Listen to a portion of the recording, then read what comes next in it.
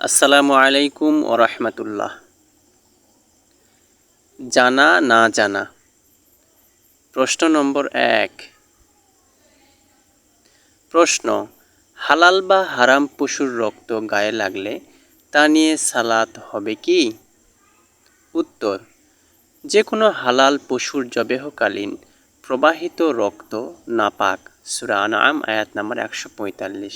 তা দেহে বা পোশাকে লাগলে ধুয়ে সালাত আদায় করতে হবে।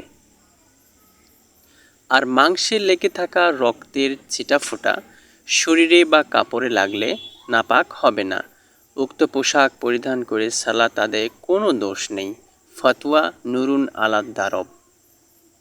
পক্ষান্তরে হারাম পশুর রক্ত সব সময় অপবিত্র। নববী আল মাজমু, মুগনি, পৃষ্ঠা নম্বর ৫২।